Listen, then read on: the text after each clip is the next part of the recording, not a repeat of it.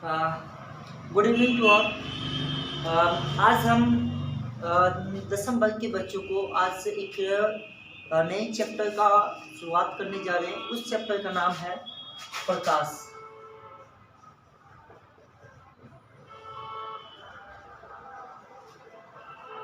आज light chapter हम start करने जा रहे हैं। और लाइट है क्या और लाइट के आज हम इसकी विशेषताओं के बारे में पढ़ेंगे और इसके गुणों के भी बारे में हम पढ़ने जा रहे हैं। सबसे पहले आपको जैसा कि पता है कि आज हम देख पा रहे हैं तो हम प्रकाश की वजह से देख पा रहे हैं। हमारे चारों तरफ जो है आप जो भी है हम प्रकाश के कारण ही देख पा रहे हैं, जिसको हम किसी भी वस्तु को अपनी खुली आंखों से देखते हैं।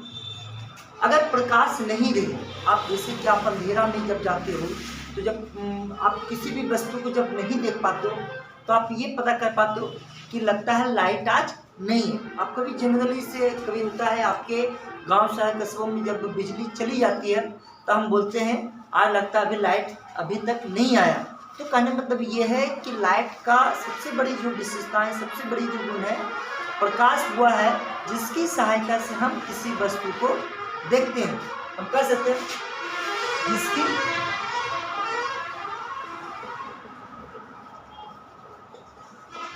सहायता से हम किसी वस्तु को देखते हैं। सबसे बड़ी बात है प्रकाश का यही कि जिसे हम प्रकाश कहते हैं। सबसे पहले अब आता है कि प्रकाश जो है ऊर्जा के सबसे छोटा रूप, ऊर्जा का सबसे छोटा रूप जो होता है फोटोन, जिसको हम बोलते हैं फोटोन। ये फोटोन जो है ना, इसके ऊर्जा के सबसे जो छोटे रूप है ये फोटोन, उसी का बंडलों का समूह है। फोटोन जो है बंडलों का एक समूह है। आप देखते होंगे बच्चे गर्मियों के दिनों में जब धूप जब आती है हमारे घरों से, देखिएगा जब लाइट आती है तो छोटे छोटे फॉर्मेट में रहते हैं, जिसको हम समझ सकते हैं वह जो है ना एक फोटोन है, वही फोटोन है। और वह जब आता है तो हमें लगता है कि ये डस्ट है, धूल कण है, लेकिन धूल कण नहीं बल्कि एक फोटोन का रूप है।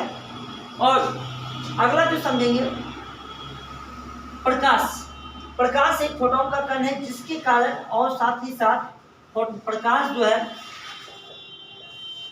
विद्युत चुंबकीय तरंग है। साथ ही साथ प्रकाश जो है अनुप्रस्थ तरंग भी है। अनुप्रस्थ तरंग, आप जैसा कि आपको पता है कि 9th क्लास में आप पढ़े होंगे साउंड चैप्टर में, एक ध्वनि है जो अनुदैर्घ्य तरंग होता है और एक जो है प्रकाश जो है अनुप्रस्थ। याद कैसे करना है इसको शानदार तरीके से, प से प्रस्थ, प से प्रकाश, याद रखना, प से प्रस्थ और प से प्रकाश, ध से ध्वनि और ध से धैर्य। याद रखना सभी बच्चे, फिर से कंफ्यूजन नहीं होना है। होता है क्या कि एग्जाम में हमें पता होते हुए भी हम गलत आंसर मार देते हैं, और इसका एक ही रीजन होता है कि कहीं ना माइंड में क्लू नहीं मिल पाता सही का। तो आपको क्या करना, प से प्रस्थ, प से प्रकाश। तो प्रकाश जो है अनुप्रस्थ है। और तरंग होने के कारण ही क्या होता है ना कि प्रकाश जो है ना कई घटनाओं में वो परिवर्तित हो जाते हैं। और जिसमें से प्रकाश जो है, प्रकाश के मुख्य घटना जो है इसमें हम समझने का प्रयास करेंगे कि प्रकाश जो है वह पहला परावर्तन होती है, जिसको हम लोग बोलते हैं इंग्लिश में रिफ्लेक्शन। क्या बोलते हैं? रिफ्लेक्शन। और दूसरा जो बाबू अपवर्तन होती है। क्या होती है? अपवर्तन, जिसको हम लोग बोलते हैं रिफ्रैक्शन। अब यहाँ पर समझिए परावर्तन और अपवर्तन। परावर्तन वो चीज होती है जब कोई वस्तु टकराकर लौट जाती है, उसको परावर्तन कहते हैं। आप देखिएगा जब खाली समय, परावर्तन समझना कैसे, जब आप खाली समय में जब मान लो अकेले रहते हो और आपके पास बॉल रहता है तो क्या करते हो, आप बॉल को दीवार पर लेते हो, इस तरह से मारते हो, इस तरह से आते हो तो वापस गया, फिर लौट गया, हुआ परावर्तन, रिफ्लेक्शन हुआ। लेकिन जो वापस नहीं लौटे वह अपना रास्ता खुद बना ले, चाहे वो दाएं कर ले या बाएं कर ले या सीधी, वह अपना रास्ता जब वो गमन कर जाए तो उसको हम बोलेंगे अपवर्तन। तो परावर्तन में जो ना हमेशा दर्पण का प्रयोग किया जाता है। किसका? दर्पण का प्रयोग किया जाता है, मिरर का प्रयोग किया जाता है। और अपवर्तन में हमेशा लेंस का प्रयोग किया जाता है। और इसको भी जो है ना, दर्पण को भी दो भागों में बांटा गया और लेंस को भी दो भागों में बांटा गया। इसको भी अवतल दर्पण बोला, इसको दो भागों में अवतल दर्पण और उत्तल दर्पण। इसको लेंस में भी अवतल लेंस और उत्तल लेंस होता है। तो ये सब जो है ना प्रकाश के ही कई सारे फैक्टर हैं। और क्या है? प्रकाश। प्रकाश जो है, प्रकाश जिसका जो गमन सबसे ज़्यादा जो होता है वो निर्वात में। किसमें? निर्वात में। इधर समझने का प्रयास करेंगे। प्रकाश जो गमन है सबसे पहले वह तो प्रकाश की जो गमन सीधी रेखा में होती है। प्रकाश की गमन जो है सीधी रेखा में होती है। दूसरा, प्रकाश जो है, प्रकाश की जो गमन है सबसे ज़्यादा अगर होती है वह निर्वात में होती है। निर्वात में जहाँ पर उसका वैल्यू 0 होता है। अब उस कंडीशन में भी प्रकाश का जो गति है सबसे ज़्यादा होती है 3 × 10⁸ मीटर पर सेकेंड। या अगर आपको किलोमीटर में पूछेगा तो यहाँ पर 3 × 10⁵ किलोमीटर पर सेकेंड हो जाएगी।